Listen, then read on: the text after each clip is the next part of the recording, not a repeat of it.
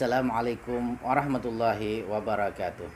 Anak-anakku sekalian, pada kesempatan kali ini saya akan menyampaikan materi tentang Perkembangan peradaban dan ilmu pengetahuan pada masa Bani Abbasiyah.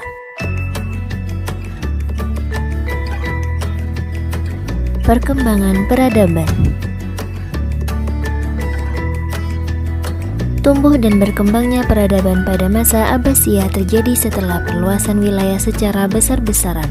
Faktor dominan yang mendorong perkembangan peradaban dan ilmu pengetahuan adalah adanya kebijakan dari Khalifah Abu Ja'far bahwa yang menjadi khalifah harus orang yang mencintai dan dapat mengembangkan ilmu pengetahuan.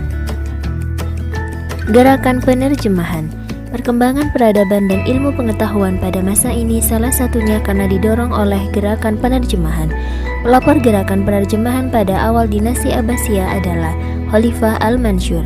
Para penguasa Abbasiyah menugaskan para ilmuwan ke daerah Bizantium guna mencari naskah-naskah Yunani dalam berbagai ilmu untuk kemudian diterjemahkan.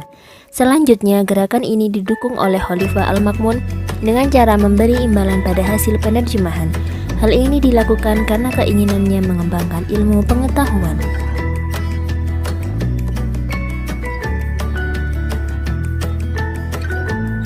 Baitul Hikmah.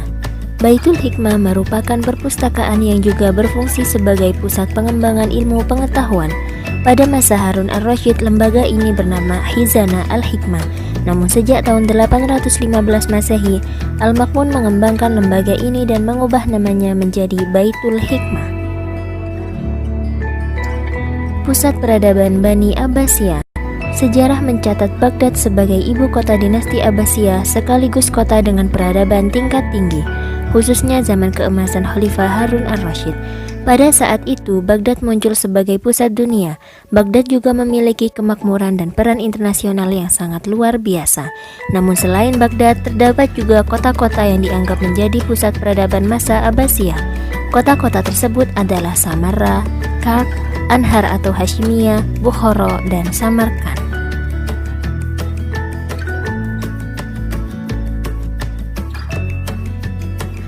Perkembangan ilmu umum. Di bidang ilmu filsafat, filsafat adalah ilmu yang membahas secara mendalam sebab dari segala sesuatu berdasarkan pikiran dan rasio. Tokoh-tokoh muslim yang berperan di bidang filsafat antara lain Al-Kindi, Al-Farabi, Al-Ghazali, dan Ibnu Rushdi.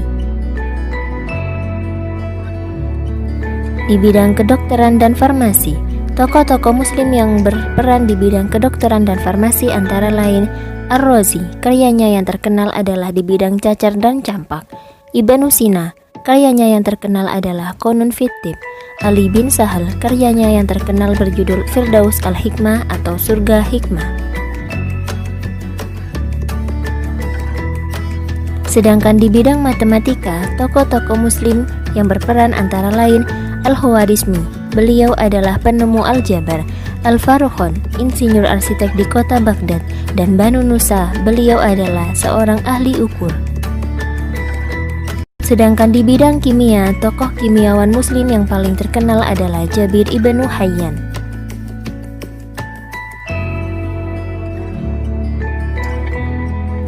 Di bidang astronomi, tokoh-tokoh muslim yang berperan di bidang astronomi antara lain 1. Al-Fazari, beliau adalah pencipta astrobol, yakni alat pengukur tinggi dan jarak bintang. 2. Al-Battani. 3. Al-Biruni, beliau adalah penyusun rumus geometri, aritmatika, dan astronomi. 4. Al-Farghani, beliau memiliki karya berjudul Al-Mudhil ila Ilm Hay'a Al-Aflak.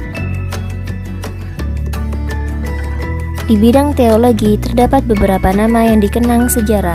Beliau adalah Abu Hasan Al-Asy'ari, Abu Mansur Al-Maturidi, Wasil ibnu Atha, dan Ahmad ibnu Ja'far At-Tabari. Di bidang bahasa dan sastra, terdapat beberapa tokoh yang terkenang, yaitu Abdul Hamid Al-Khatib.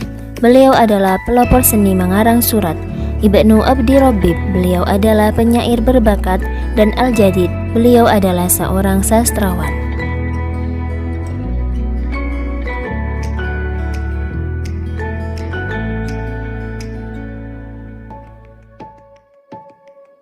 Perkembangan ilmu agama pada masa Bani Abbasiyah.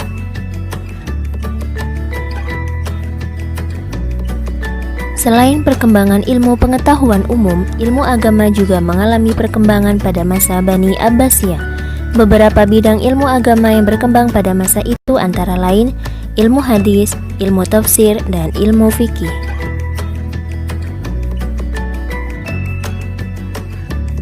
Hadis.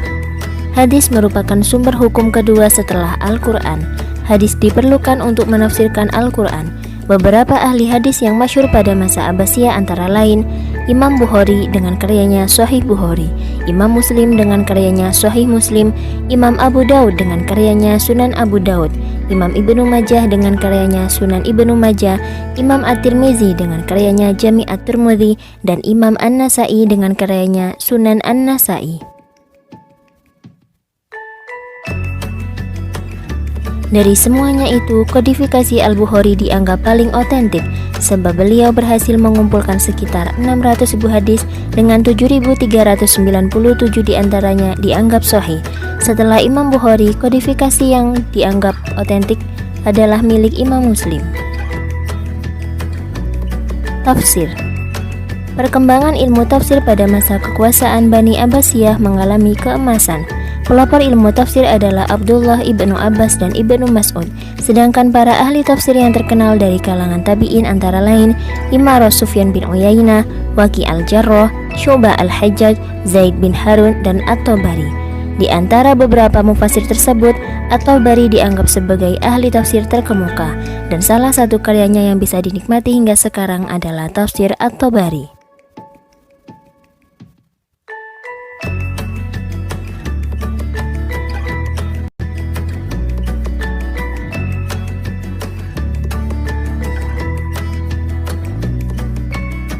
Fikih. Pada masa pemerintahan Abbasiyah, ilmu fikih mengalami perkembangan pesat pada periode keempat dan lima. Pada masa ini muncul empat imam madhab. Mereka adalah Imam Hanafi, Imam Malik, Imam Syafi'i, dan Imam Ibnu Hanbal. Pelajaran pada kesempatan kali ini semoga bermanfaat dan kalian semua bisa memahaminya. Terima kasih. Assalamualaikum warahmatullahi wabarakatuh.